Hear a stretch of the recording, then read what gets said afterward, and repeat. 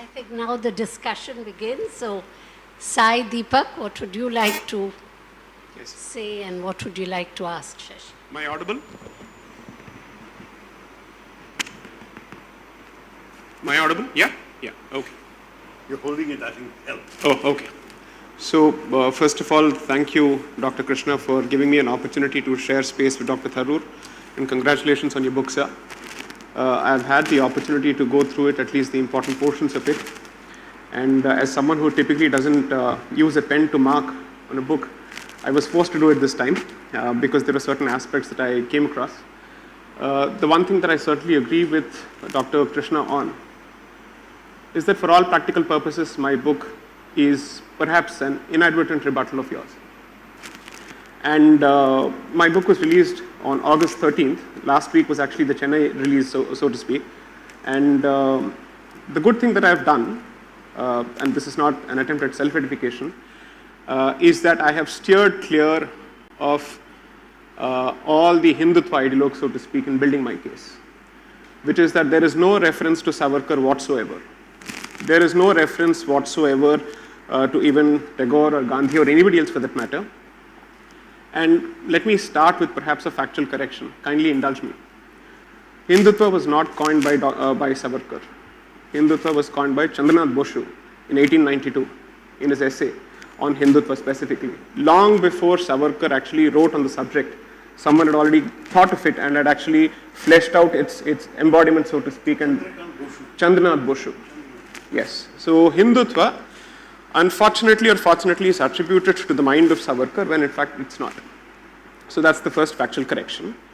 Second, I wouldn't dare use the word criticism because I would be stepping into too large shoes. I wouldn't do that.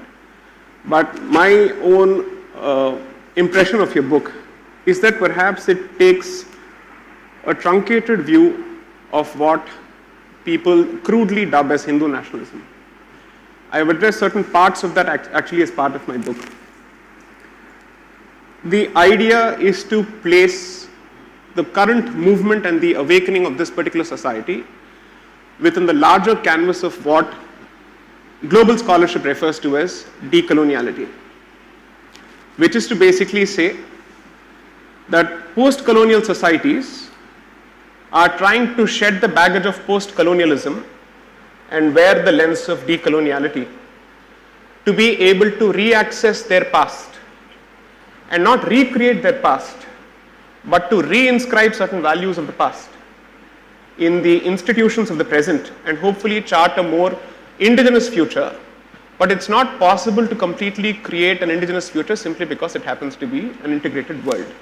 And that's the reality that you have to deal with and actively engage with. So the idea is to create perhaps a hybrid future which has a greater quotient of indigeneity as opposed to coloniality. Let me say this with as much humility as I can marshal at this point, that perhaps your previous book on the British colonial period, as well as this book, completely missed the scholarship of decoloniality because unfortunately, Bharat's experience with colonialism is being approached with a blinkered vision, and I'm making a reference to a general school of thought, and I'm not making this personal at all.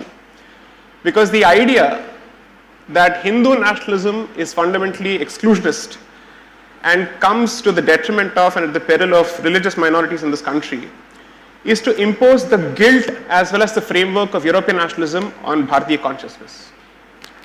And every mistake and every folly and every massacre or every genocide which was perpetrated in the name of European nationalism is somehow consciously and unconsciously sought to be transposed onto Bharatiya reawakening. I do not wish to call it Hindutva, I do not wish to call it, any Twa, so to speak. I will simply call it Bharatiya Dharmic Civilizational Reawakening, which is what it translates to. The problem is, unfortunately, whenever this discussion starts, we seem to be fixated with certain personalities, which is Savarkar, so on and so forth. I am happy to completely discard Savarkar, and I'm sure this is going to get me a lot of hate mail, completely discard Savarkar to build a case for Hindu civilizationalism or Dharmic civilizationalism because it is possible to do so. And the concept of dharmic civilizationalism is much larger than any single individual. And to box it and lay it at the doors entirely of one particular person simply because he comes from an inconvenient political camp, so to speak, or espouses a certain cause that may not be politically correct, would be to do grave injustice to the society using one particular individual as the strawman of the argument. So therefore, it is my position, and I say this with all humility, that with due respect to Sri Savarkar and his contributions, because I've seen the tone as well as the manner in which you refer to him, I'm absolutely sure that it's not possible for us to glorify all parts of any individual. You would agree with that. Be it Mahatma Gandhi, or at least I refer to him as Mohandas Karamchand Gandhi. I choose not to refer to him as Mahatma Gandhi. Pardon me for saying so. Or for that matter, Dr. Ambedkar. I don't think there is a single individual, if you choose to start scrutinizing them, that you would find yourself agreeing with all parts of everything that they say. Be that as it may, you try and make do with those parts which you believe, define them, characterize them. Therefore, for all his flaws or whatever they may be, Savarkar was effectively putting forth a position which was already in public domain and he was capturing a certain spirit. But be that as it may, I don't wish to be the mouthpiece of Savarkar here. The point is, it is possible and it must be so that you look at this particular concept of dharmic civilizationalism independent of the lens of European nationalism. Unfortunately, the moment this discussion starts, I think people start cherry picking certain facts, which is that the constitution is fundamentally antithetical to, or is it loggerheads with, the Hindutva vision of a Hindu Rashtra, so to speak. So perhaps you may want to look at the draft constitution that was presented by the Hindu Mahasabha, which actually promised equal rights to religious minorities. And the reason why this is important for us to point out is because, assuming for a moment that we did not have the concept of contemporary constitutionalism emanating from Europe, even then, Bharat as a civilization has always welcomed those people who are willing to live with us. We did not have a constitution when persecuted Parsis knocked at the doors of Bharat. We did not have a constitution when, let's say, the Jews from your state, so to speak, and even from the northeast, knocked at the doors of Bharat. So to attribute certain large-heartedness entirely to the constitution, I would say, is to protect the constitution at the expense of the civilization, which I think is grave injustice. I've never done that. I'll just finish my point. When you finish. So as far as I am concerned, to assume that the constitution is somehow a civilizing tool which seeks to educate and civilize and let's say uplift a certain regressive society which is at loggerheads with the value of constitutionalism, which doesn't know what is democracy, which doesn't know what it is to accommodate minorities, no. It is a product of the fundamental spirit of this particular land, and despite the horrors of partition, which we must never forget, despite the reality and tragedy of partition, which we must never forget, despite the reality of the two-nation theory, which was specifically foisted on us, which we must never forget, I think this country has done a vastly superior job of protecting its minorities than our former, let's say, estranged cousins, so to speak. And I think the proof of that lies in the fact. So it actually is very, very surprising when we are constantly told that this particular country, if it becomes a Hindu Rashtra or if it becomes a dharmic civilizational state, so to speak, is bound to become what you refer to in your book as the Hindu Pakistan. I'm sorry, I think that's grave injustice to the people of this country, because accommodation is something, an accommodation, not Western style assimilation. Accommodation has been the spirit of this country, because Western style assimilation requires you to convert to their way of life in one form or the other, either overtly or covertly, in order for you to be accepted as part of the particular society. It is this country that makes it possible for people to keep their culture alive in the most perhaps pristine form possible, so long as it does not come in the way of others. So I would actually make the case that dharmic civilizationalism is what is crudely dubbed as Hindu nationalism. And as a student of constitutional law, not to claim specific expertise or drop names here, I believe that whenever public morality has been referred to in the Constituent Assembly debates, the reference has been to the reservoir of this country's public morality drawn from the vast ocean of dharma. And as far as I understand, the concept of dharma is native to this particular land, so to speak, and its culture. And there is one clarification or correction that I think is very, very important, that it's possible to simply reduce the so-called Indic reawakening, so to speak, as identity politics. It's possible to muddle it to the level of identity politics. In my humble opinion, that would be perhaps the most superficial way of looking at it, because scholarship, psychology, political science, as well as students of history strike a very clear distinction between identity and consciousness, which is to say you can be a Hindu in name and still think like a foreigner, because your language and your accent and everything could be something that is completely alien to this land. So according to me, identity is less important and consciousness is more important, which is why if I had to choose between an Aurangzeb and Dara Shikoh, I would choose a Dara Shikoh simply because in consciousness, he was closer to the Hindu spirit, notwithstanding his identity. But Aurangzeb, for all practical purposes, his consciousness and identity were one and the same and completely antithetical to the nature of this land and its accommodative spirit. So that is the distinction. And the third point that I think needs to be made very, very clearly, because Savarkar's work, whether it is capable of being misinterpreted, misconstrued, or interpreted in the right manner, is not the touchstone of Indic Renaissance, because it is the typical strawman. One of the strawmans that's created is to basically say Hindutva is ethnocentric, it has a certain obsession with race, and therefore in its rejection of religious minorities, it is merely presenting another form of xenophobia. The fact of the matter is this land has accommodated several races, and not all of these races are necessarily native to what we understand as Bharat. They have come from several parts of the world, but have ultimately become part of this particular land simply because their way of life has managed to find a way of coexisting with us without actually having a fundamental principle which sees us as subhuman or dehuman. So anyone who is willing to let go of any particular tenet that has the effect of rendering me a second-class citizen or a second-class human being, forget citizen, is welcome in this particular country so long as he doesn't threaten to sever my roots to this particular land. So the idea which I'm trying to present is that Dharmic civilizational reawakening is not a restatement or a sophisticated way of presenting xenophobia or ethnocentrism, because ethnocentrism and xenophobia are the legacies of European style nationalism, not Bharatiyata, so to speak. We have to be understood in terms of our ontology, epistemology and theology in that particular order, not in terms of anthropology. Anthropology is the obsession of the European Westerner, not of Bharatiyas. These clarifications are extremely important. I'll wait for his rebuttal and then I'll go to the next point. Shall I? Well, in all fairness, I think you've said some very interesting things, some very provocative, but some that I don't disagree with.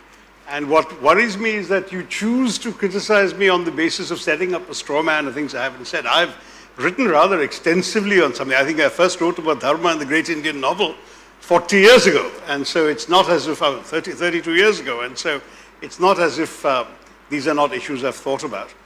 I have no difficulty with the notion of the dharmic civilizational roots of our culture and of our country, but I would rather follow the Vivekananda view of what Hinduism is all about, as I have explained at some length in the book Why I'm a Hindu, rather than the view that has been encapsulated by Savarkar and his followers, including those who are today in power and who have put Savarkar's portrait in Parliament and hailed him as one of the great icons of Indian nationalism. And the reason is that Vivekananda is very clear. He was extremely proud of his Hinduism. But what was he proud of? He celebrated precisely the inclusiveness of the faith. He said, for example, in Chicago, in that famous series of addresses to the World Parliament of Religions in 1893, he said, I'm proud to speak to you on behalf of a faith that has taught the world not just tolerance, but acceptance. It's a sentence I read in my teens and that stayed with me all my life, that I kept thinking about. And the more I thought about it, the more profound it struck me as being, because I went to school like most of us studying that tolerance was a good thing, that tolerance was something that you would, a tolerant king is a good king and so on. You learned that in history class. But in fact, tolerance is a basically patronizing idea. It essentially says, I have the truth, you are in error, but I will generously indulge you in your right to be wrong. That's all that tolerance says.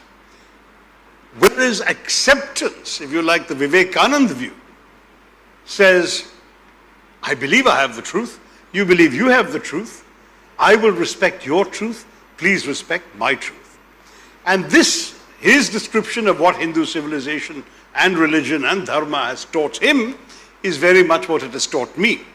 And from that premise, then, I go to a very different conclusion from Sai Deepak's comments. I don't believe that a young Muslim boy being beaten up in the name of love jihad because he loves a Hindu girl is dharmic. I don't believe that a Dalit or three Dalits being whipped within an inch of their life with a belt because they were doing their job of skinning the carcass of a dead cow is dharmic. I don't believe that this poor young fellow, 2 days after his wedding in Bihar, being tied to a tree and essentially flogged to death while being demanded to chant Jai Shri Ram, I don't think that's dharmic. So when we talk in terms of inclusive dharmic civilization, then all I can say is that those forces that have been unleashed in our country in the name of this political philosophy, whatever you call it and whenever it originated, they unfortunately do not represent the virtues of our dharmic civilization as I have learned them from Vivekananda and from many others. I mean, he wasn't alone, and there were many, many interesting exponents of the faith in contemporary times who built on the work of great thinkers and sayers and scholars. Vivekananda is in a direct line of descent from Adi Shankara. Others have been inspired by many others in the Bhakti movement and so on. So we can go into a detailed discussion, but that's another book. And if you're interested, please read my book, The Hindu Way, or if you're interested in the politics of Hinduism versus Hindutva philosophically, then please read Why Am I Hindu? But having said all of that, let me come back to this book, which is what I was here to talk to you about. This book does not, in fact, as Sai Deepak seemed to allege, imply that the Constitution is all that we are, or that our civilization has reached its apogee in the Constitution. It's a pretty fine Constitution, highly admired by constitutionalists around the world, but obviously it is the end product of an entire historical evolution. And in our case for millennia, I've forgotten in which book, but I have written that, whereas the Italian nationalist Massimo Tapparelli d'Azeglio in the 19th century, when Italy was created out of a mosaic of principalities and statelets, rather famously said, "We have created Italy, now all we need to do is create Italians." And I wrote that we never had an equivalent of such a thought in India's nationalism, because Nehru and all the others around them, if asked, would have said, India as a civilization, as an entity, as a land, as an idea, has always existed. We are merely giving contemporary expression to the longings of Indians. So there's never any need to create Indians. Indians existed. And in fact, in talking about it, I have argued in many of my writings, and it may even be in this book, that this is not particularly a Hindu idea, though I have great reverence for our dharma, because in fact, whereas as scholars like Diana Eck and so on have said that the territorial configuration of India was essentially sanctified by the endless tracks of pilgrimage from one Hindu shrine to another over literally centuries or even thousands of years, and that's perfectly fine. It's also true that the rest of the world saw us as one. And that, as Maulana Azad pointed out, an Indian Muslim going on the Hajj would be greeted by Arabs, whether he was a Tamil Muslim or a Pathan from the northwest, be greeted as a Hindi, because there was this notion of India or Hind as one coherent civilizational space.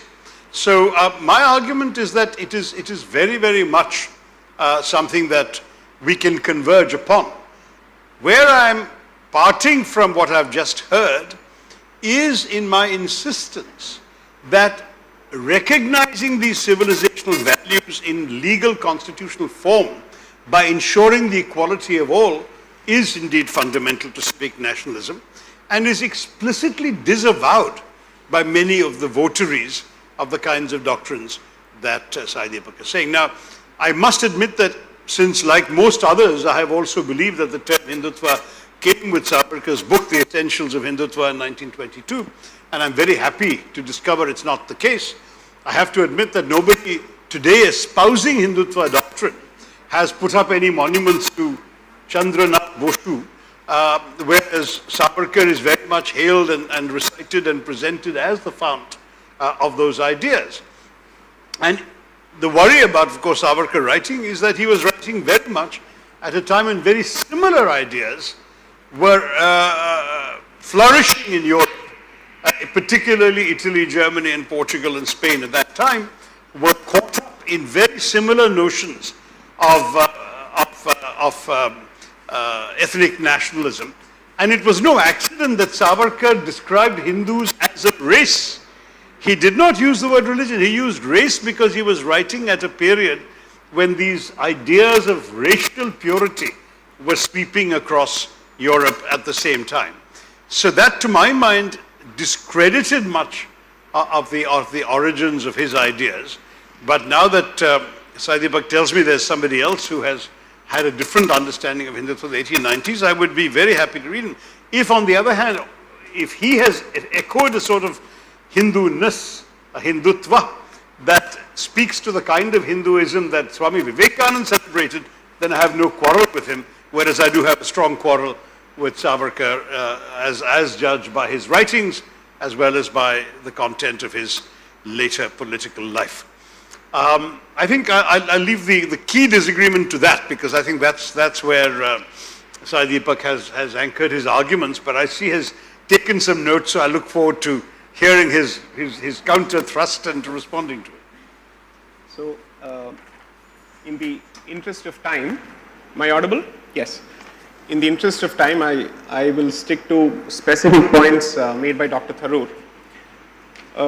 First is that he believes that the Hindutva that he subscribes to, or the Hinduness that he subscribes to, is that of Swami Vivekananda.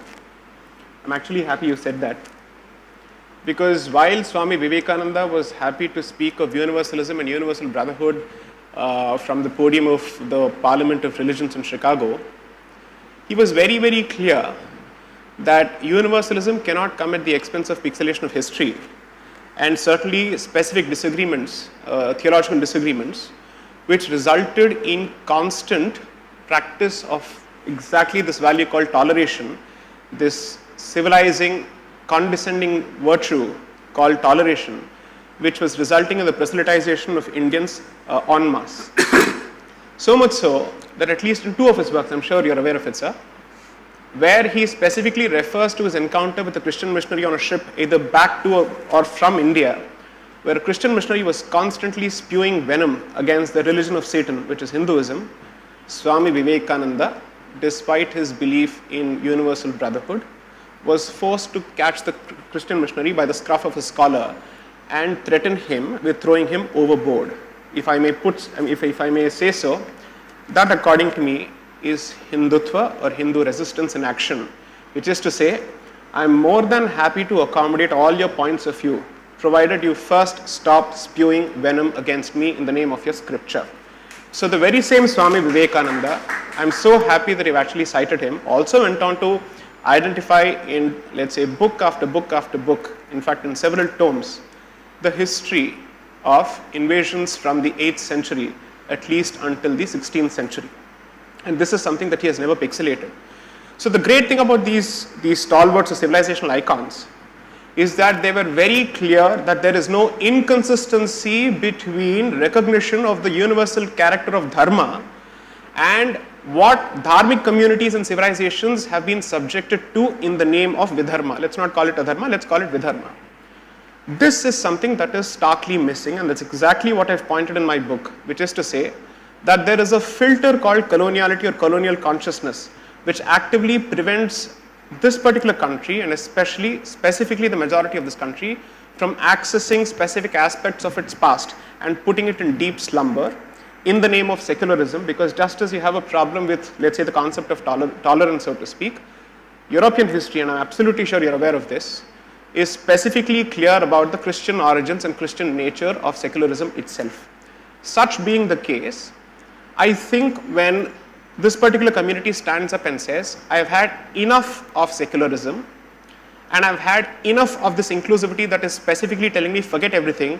You keep citing Dalits, you keep citing everybody else, but you don't wish to talk about the treatment of Kashmiri Hindus and the specific causes behind it. You don't wish to talk about what exactly has happened in Bengal immediately after elections from the 2nd of May. You don't wish to talk about, let's say, certain pockets being created in Assam in the name of religion, dare I say. You don't wish to talk about what is, according to me, the longest running insurgency in this country, which is the creation of a crown colony in the northeast, and therefore there is Nagalim for something. Please Google up what they specifically are fighting for. It's Nagalim for, and a religious figure is specifically mentioned. With all these insurgencies going on, surprisingly, it is the Hindu who is the constant subject of scrutiny, whereas everybody else is spared scrutiny and the rod.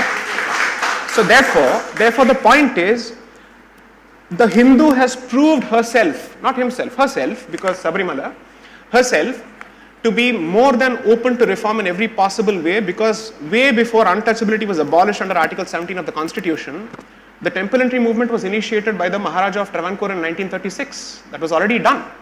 So several people, inward-looking people, were more than happy, if at all the Dharma Shastras warranted it, they were more than happy to say, we have to move on.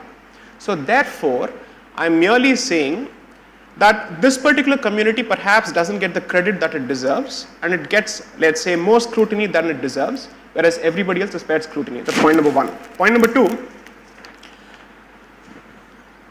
any concept must be understood, as Dr. Tharoor rightly points out, in historical context. I completely understand, but it should not be divorced from the unique cultural experience and historical experience of any community. So nationalism, when spouted by a European who is fundamentally a colonizer, is not the same as nationalism from Savarkar or anybody else who is the victim of colonization at the end of the day, who has witnessed two successive waves of colonization running for at least 1400 years. So to say that when we speak of nationalism, it's the same as European supremacism, I'm sorry to say, is to compare apples with oranges, where you're divorcing the entire history and focusing exclusively on the statement. Here, when we speak of nationalism, it is merely a call for throwing off the yoke of colonialism of two kinds. Therefore, this should not be compared with Europeans for the simple reason that you're comparing the victim with the oppressor and the aggressor. That, according to me, there couldn't have been a greater insult to a victimized and a colonized community. That's point number two. And I'll just make one more point, which is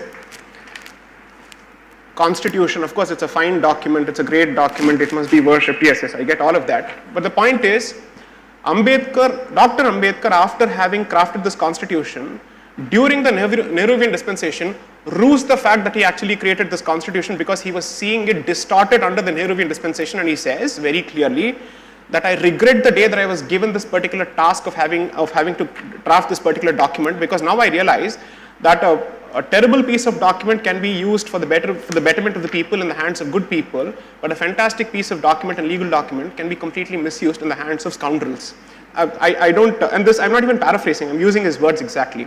So therefore, the fact of the matter is, the chairman of the drafting committee of the Constitution regretted having to live during his lifetime to see the Constitution and its values being completely thrown to the winds. That's point number three. And the last point that I think is extremely important is the reference to Diana Eck, her book called India, a Sacred Geography. Surprisingly, when she refers to India, a Sacred Geography, she chooses not to refer to it as Bharat. She still focuses on India, which is exactly why I decided to call my book India, that is Bharat, because Article 1 speaks of India, that is Bharat. Unfortunately, Bharat has been effectively relegated to the margins, whereas India is currently surviving at the expense of Bharat. The problem is, if you look at the introduction of Diana Eck's book, because I've had the specific opportunity to deal with it in my book, she recognizes the fact that as far as this country is concerned, it was created as a consequence of a network of pilgrimage centers. And therefore, there's a triple matrix of nature, culture, faith, epistemology, and patriotism coming together to create this entity called Bharat. But there again, she says, but Hindu nationalism, no. So the problem is, it's surprising that she regurgitates the very same scholarship of Radhakumar Mukherjee of 1914. She comes out with the very same scholarship on sacred geography of Jadunath Sarkar, of R.C. Majumdar. But we are more than happy to cite a foreign scholar by the name Diana Eck as opposed to Radhakumar Mukherjee, Jadunath Sarkar or R.C. Majumdar, which according to me is proof of coloniality or colonial consciousness, so to speak, that we still seek the validation of someone sitting in Harvard. So it has to be someone of Indian origin educated abroad, or it has to be preferably a Westerner who's educated abroad, all of them telling us, of course you're great, you have our validation, you have our blessings. So that's exactly why I said perhaps we should have, let's say, a face-off as far as India, that is Bharat and the Battle of Belonging is concerned, simply because Diana Eck represents everything that is wrong with Western academia. She, according to me, represents what's happening on the September 11th, which is dismantling Global Hindutva Conference. We are not discussing Diana. I'll leave that. Let me quickly, right. but very briefly, just touch on these 3-4 points. First, on this question of the word secularism and its English, its European origins, I fully understand, because secularism came up very much in the context of a certain history of church-state relations, and that's where it came from. But I have said in my writings for 30 years that I'm not particularly fond of the word secularism. If you look up an English language dictionary, secularism implies a distancing from religion. Whereas in India, we have practiced secularism to encourage a profusion of religion. So in practice, I say that pluralism is a more appropriate word. Bahuswarata in Malayalam, and I suppose also in Hindi, that we have this diversity in our country that's part of our reality. So secularism is simply shorthand because everyone has been using it for so long they're used to it. When I say pluralism, I usually get a blank stare, but that's all I mean. The diversity, a variety of people in India, which I think we should all accept. That's certainly what I believe in. On the question of Vivekanand's robust refusal to accept being insulted, I'm 100% with him on that. After all, what does he say? He says, I am proud to speak to you on behalf of a faith that has taught the world not just tolerance but acceptance, which is also a message to people of other faiths. Don't try and tolerate me, accept me. I will accept you.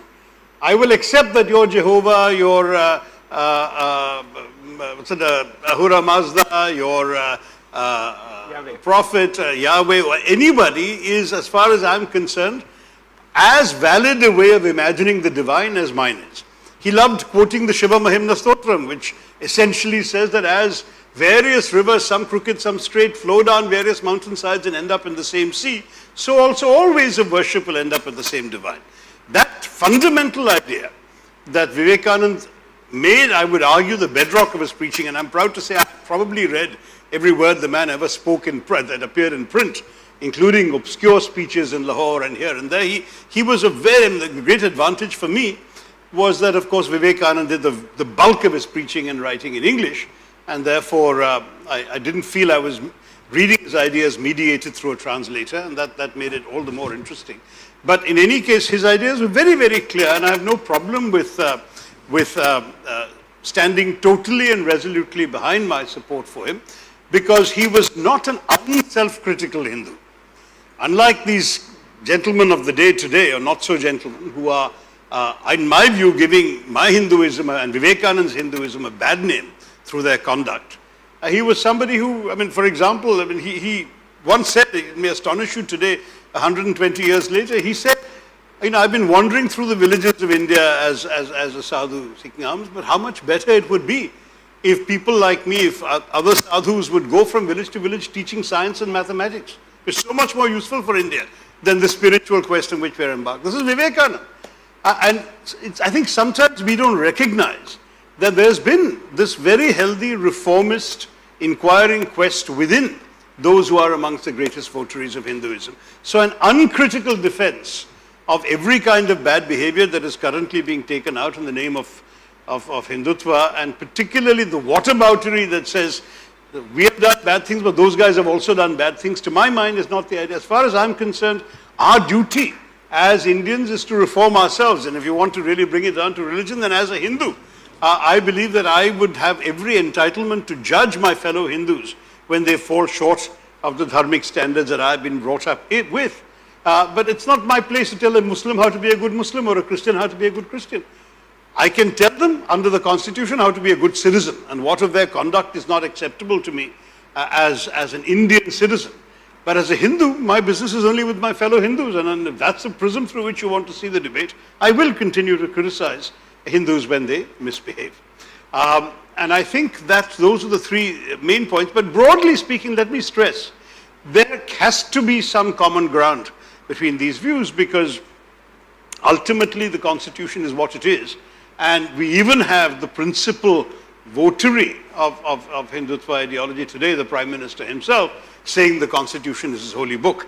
So there is a level of acceptance. I've actually asked Mr. Mohan Bhagwan whether he stood by his predecessor's rejection of the Constitution. And he said, look, those were the days when the Constitution was being debated by everybody. I'm not bound by what was said in the 1950s.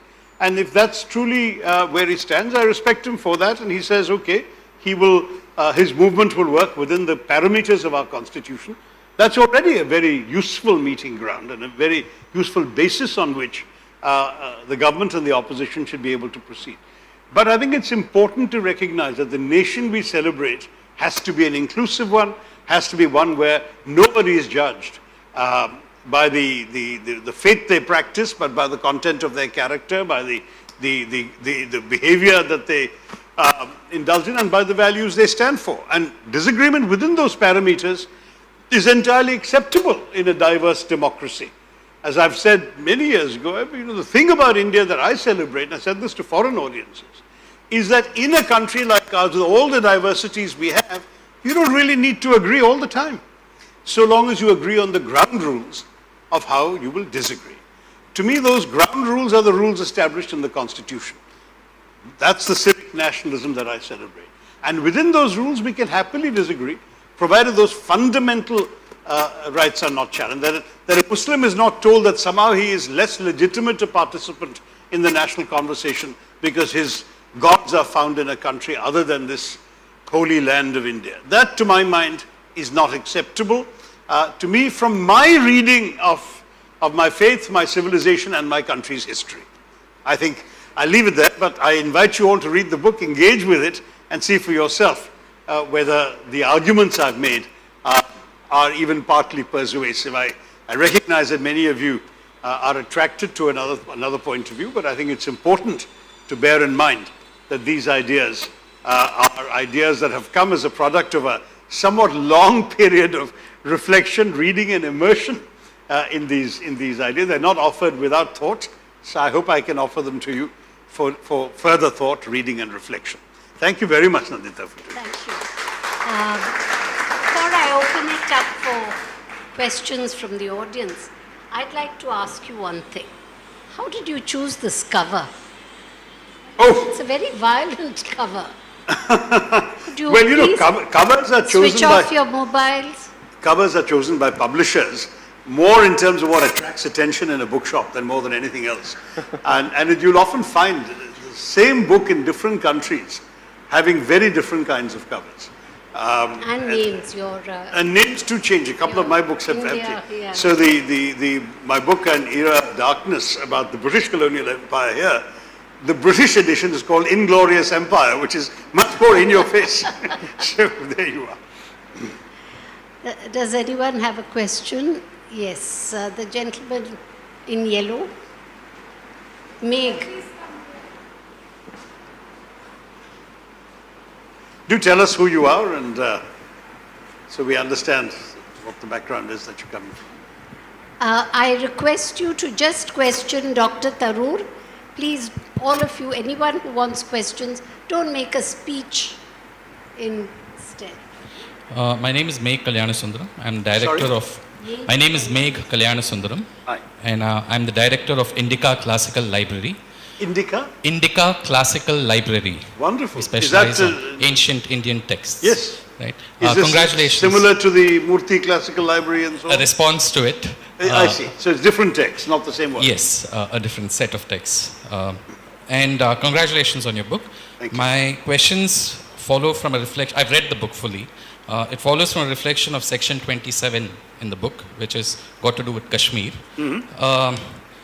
I have a printout of the political map of India, 10th edition, which was published in 2020 and which is on the Survey of India.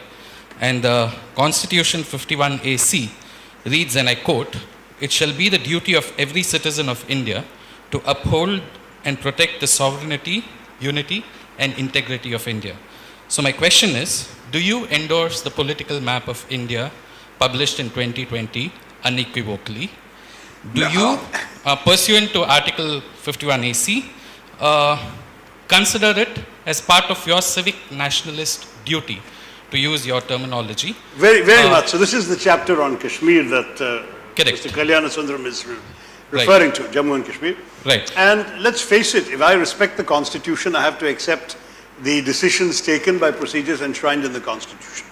As a Democrat, I am entirely entitled to criticize the way in which certain things were done.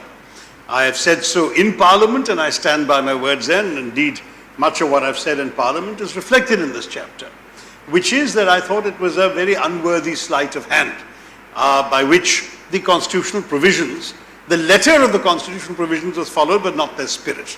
In other words, whereas to amend Article 370 you needed the consent of the state of Kashmir, which is normally a consent given by the elected Legislative Assembly of Kashmir, you sought that consent when the legislature is suspended and the governor you have appointed gives you consent on behalf of Kashmir. That is arguably within the letter of the law, but definitely no one will agree that it is within the spirit of the law.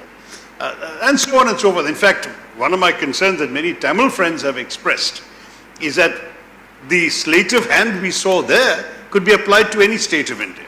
Strictly speaking, all you need to do is declare President's rule, kick out the elected assembly even for say 3 months, and then change any sort of provisions relating to that state under the same techniques used to get rid of Article 370.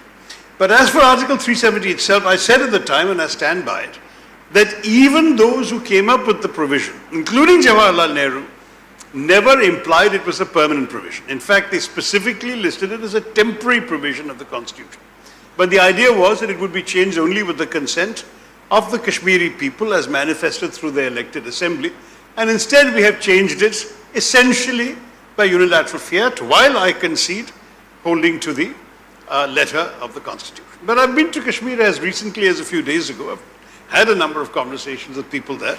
And I think it's time for all of us to move on from that debate now. I mean, I've said what I had to say, and I said it at the time in Parliament, which is my job as an MP. But today, I would be much more inclined to focus on integrating the Kashmiri people, their hearts and minds better into that territorial map you're so proud of. Because honestly, that is what I think is the larger priority.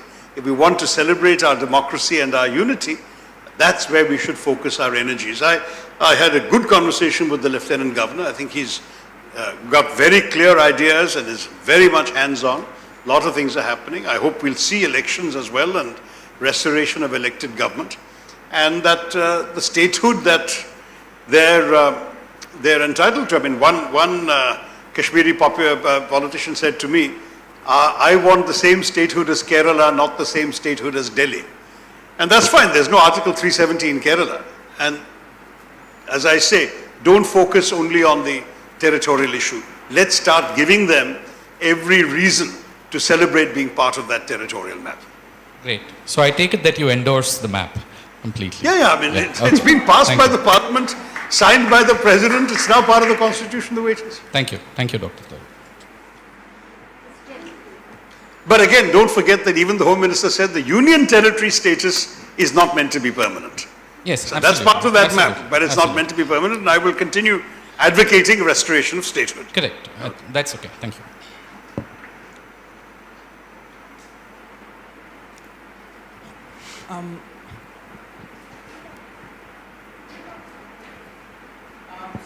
No, you need the mic because it's being broadcast on YouTube and Zoom, so they won't hear you without the mic. I'm Srijit Sai. Keep it very close to you. I'm Yeah. Srijit Sai and Much I'm a better. student of information technology. I'm sorry? A student of information technology. Okay. So on the 23rd last month, you referred to as the Malabar Hindu genocide as a false memory. What about this is a false As a? memory? False memory. No, I mean, I think what I said was, historians have written reams about all of this. There are multiple views. There are at least 3 different interpretations I can identify about what happened in the so-called Moplah rebellion and so on. There is if you like, the leftist view that it was essentially a class struggle between oppressed peasants and oppressive landlords and the colonial power. It so happened that the oppressed peasants were overwhelmingly Muslim and the oppressive landlords were overwhelmingly Hindu, and that's why the communal coloring. That's one view. There is indeed the view of what you call the Hindu genocide, which sees it very much through the prism of the assaults on Hindus that took place. So that also took place in the later part of the rebellion. The initial rebellion did not have a communal coloring, but I'll concede that aspects of it did gain that. There's also a third view, which points to the complexity of going with either the first or the second view. First of all, the geographical differences. In different parts of Malabar, you had different experiences. There are anecdotes after anecdotes of Muslims sheltering Hindus and Hindus sheltering Muslims and so on. It was not a straightforward, as we've seen frankly in the riots that sadly have benighted our country even in the last 30 years, there have been human beings reaching out across the communal divide, and it was not one of this kind of unquestioning identification with the religious community. And that there was also no doubt about the anti-colonial aspects of many of the stands taken. And therefore, because of the complexity of all this, to reduce these three, as I said, at least three, because there are others. I think the Hindu, or one of the papers, I think it was the Hindu, had a rather lengthy article, perhaps in the Kerala edition, that gave all the multiple possibilities. I said that it would be unwise to go for any one of them. Yes, it is a false memory to reduce all of this to just one interpretation. And I think that in many ways, one of the interesting things about history is that you can read multiple accounts of the same events and come to your own conclusions depending on the prism through which you see them.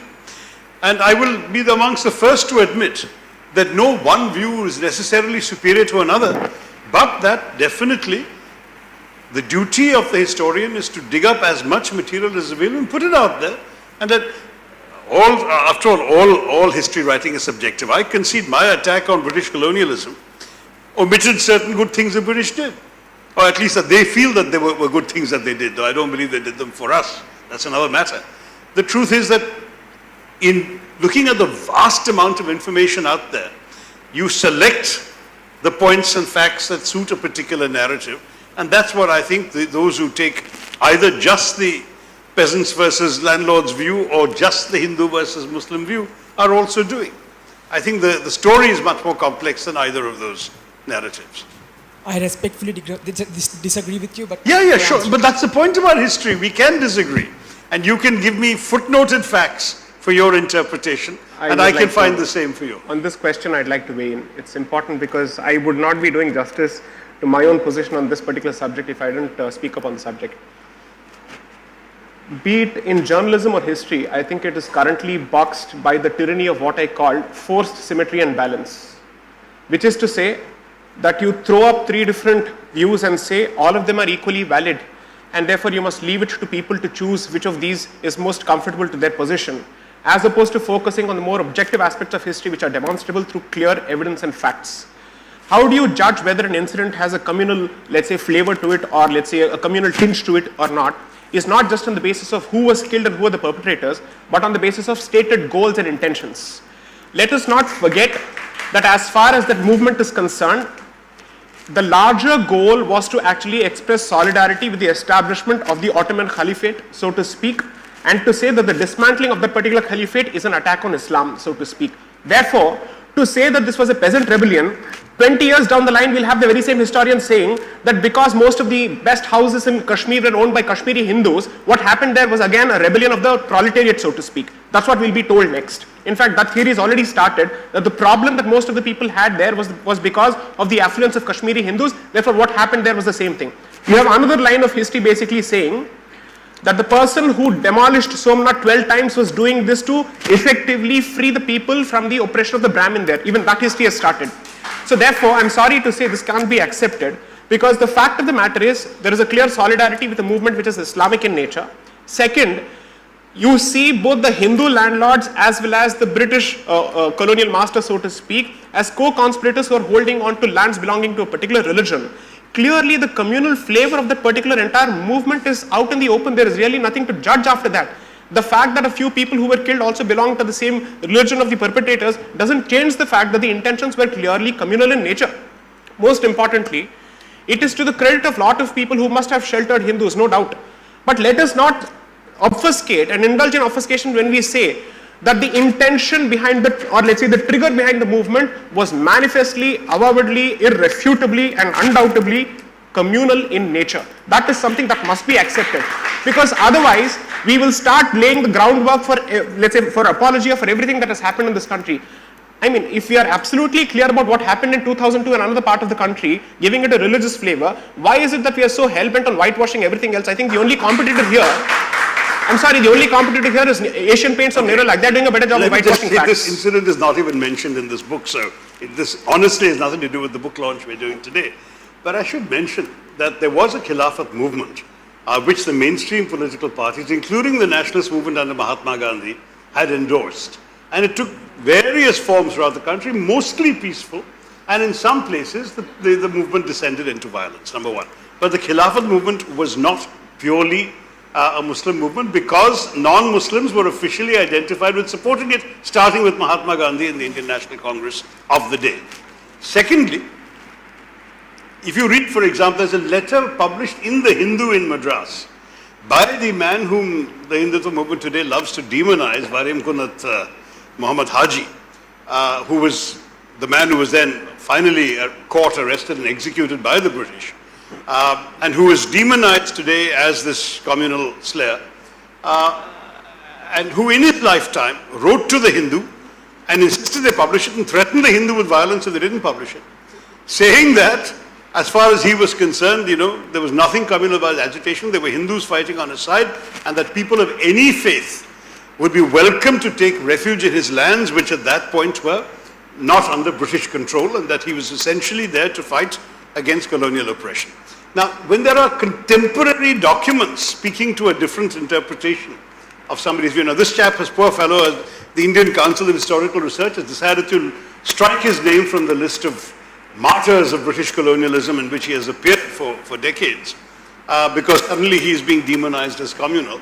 I despair, because this is the fellow's own words that you're talking about that are being disregarded in favor of somebody else's demonization of his role in this rebellion. But as I say, none of this has anything to do with my book, or indeed with the notion of nationalism. Neither him nor those who extol him today have turned out to be anti-national or have left India for Pakistan or anything like that. So let's stay where we are on the battle of belonging. They all belong. Okay. Perhaps Dr. Moplah has said a lot on this particular subject. You must read on this. I think we'll take one question there.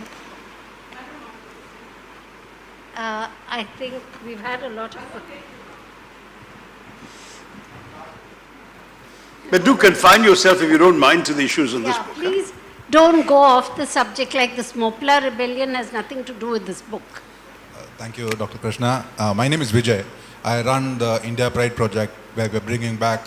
I beg your pardon, the India? I'm the founder of the India Pride project, where we bring back stolen murtis back, and I know it's a cause that both Sai and you are very close with, because you've written... Bringing our objects and artifacts. I'm the guy who's bringing back all the idols back. Excellent, yes. So my question... I've actually tweeted in support of this cause. I didn't realize it was...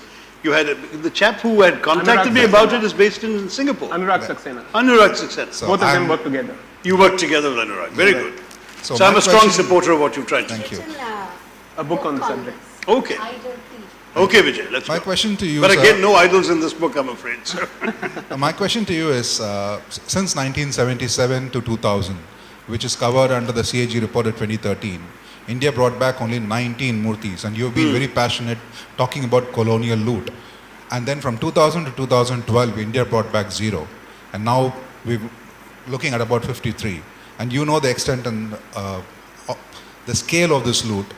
And since you so passionately believe in this cause, why do you think nothing was done for the last 40 years on this in terms of legislation, in terms of effort? Not just talking about colonial loot, but also contemporary stealing of our murtis. And I place this question to Sai Deepak as well as the politician who's in Tamil Nadu. Today, the regulation under which heritage crimes are being prosecuted in this land is under section 370 of IPC, which is actually housebreaking theft, which carries a maximum penalty of 6 years. And in my state of Tamil Nadu, I am an Indian passport holder. I moved back to India. There is a special amendment passed in 1993, which is reducing theft from temples to 3 years.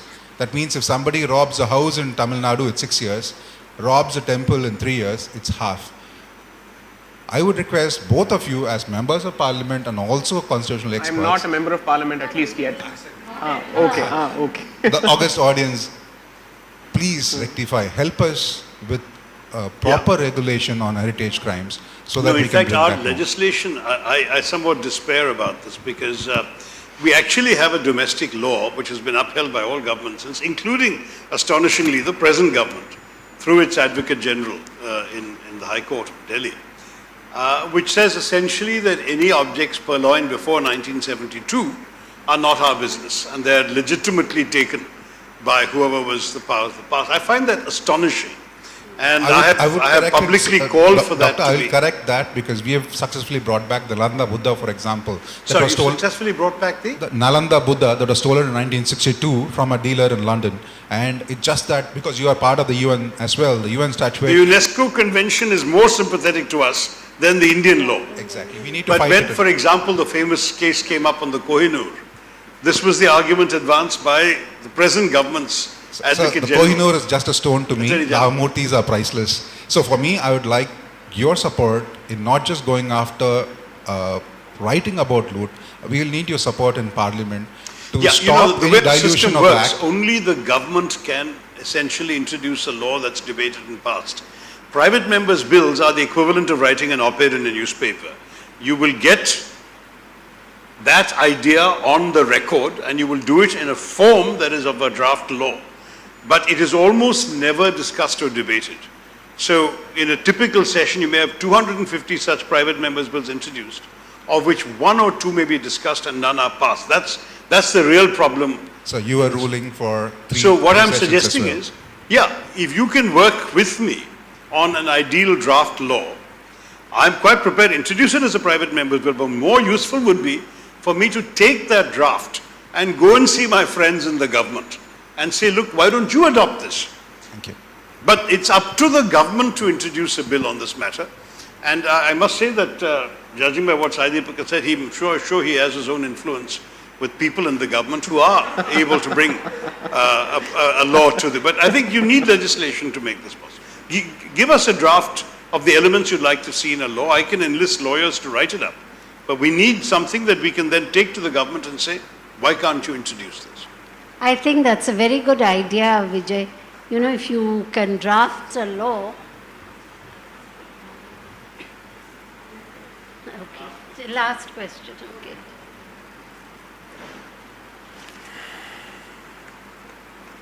There are a lot of people waiting for him to sign his book.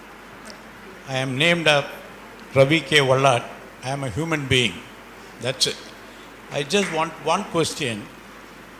A young author is trying to, or rather got a lot of brownie points. The thing is, we are all forgetting that we are human beings. From day one till today, humanity is missing. You know, you kill that man kills you. I'm tired of that. Where are we heading? We just wanted to know where the humanity is lost. I don't want Mahatma Gandhi being named as Mohandas Karamchand Gandhi. All that I'm tired of. You understand? All I want to know is where are we heading? Who is going to try to coin the Vasudeva Kudumbakam? That's missing. You know, we are fighting for and Thank against. you. Thank I you would like very to get much, a sir. detailed answer. And I also belong to Palakkad, Alattur. I would like to meet you personally after this meeting. Sure, we'll Yeah. signing books. Thank you. Thank you. Before I'm sorry, there are a lot of people waiting to get their books signed. Before we have the vote of thanks, I would just like to say something, and I've written about this more than once. I think what this country needs is a Truth and Reconciliation Commission. You know, where people sit across the table. I tell you what's my problem with you. You tell me what's your problem with me. And we come to a via media. I think Nelson Mandela thought up this wonderful idea, and many countries have replicated it. I don't know why But India cannot. The South African Truth and Reconciliation Commission related to misdeeds within the lifetime of those complaining. Yeah. Our problem is with those who are trying to undo the injustices of 500 years ago and 1,000 years ago. Continuing injustices. But, Continuing Shashi, injustices. I think unless people give voice to it Correct. and bring it out and say, look, Shashi, you know, your ancestors did this to my ancestors, then after that we end up shaking hands. Don't forget that. And I think that is something we should try. Because how long are we going to keep on fighting? Correct. It is a fact that communities are fighting each other. And I feel that rather than going on and on fighting on issues which go back 1,000 years, let's sit together, discuss the 1,000 years, finish it, and go to the next 1,000 years ahead Better of us. resolved No, across I the think table we than on should the street. focus on the future, because I'm worried that just focusing on the past wrongs, real or imagined or both, will merely scratch at wounds that are not being given a chance to heal. The truth is, we know a number of bad things were done, but they were not done by those who are living amongst us today. And therefore, for me, the worry is, by looking at history as a battle axe to hit people of today on the head with, is, to my mind, a deeply unconstructive approach. I agree with you there. It should not be a battle axe. I just feel that if somebody, you know, like this Moplah thing, somebody from Palghat says, this is what the Moplahs did to my ancestors. Yes. And today's Moplahs say, okay, I feel very bad about it, it shouldn't have happened. That solves the whole thing. You know, I feel sorry for you. It's like saying sorry. I've written about this particular episode as well, about my family on my mother's side being victims of the likely invasion of Tipu Sultan, and apparently a relative on the father's side being accused of having invited Tipu Sultan to come. So both family trees are. But this is history, and I'm quite happy to leave it in the past. And my point is that I think we really should now focus on what If I may, today and tomorrow are going Just to to offer find us. middle ground with Dr. Tharoor on this particular issue, unfortunately, I think the twain can meet here, which is building on your argument with respect to the experience of colonization, where you say, in principle, a sorry is owed as opposed to an amount. I'm applying the very same logic to what has happened to other parts of the country through other dramatis personae. And in any case, wouldn't you rather that you resolve these issues sitting across the table than on the streets? Oh, definitely. I don't want to go on the streets. Therefore, It has been. reparatory justice is a concept that is finding traction across the world. We are not even asking for retribution or reparation. We are simply asking for reconciliation. Reconciliation is perhaps the softest possible way of accepting and acknowledging something that has happened. Retribution is terrible. Reparation requires you to set things right. It calls for restitution. But reconciliation says, accept, move on so that you don't repeat. That, I think, is certainly possible. Let's hope so. It's a good note, a constructive note on which to end. With the native communities. The Native Americans. In fact, the Australians and Canadians even apologized to India for the Correct. Komagata Maru episode when they turned away the ship. So that was again 100 years ago, but the British can't bring themselves to say sorry. That's another matter.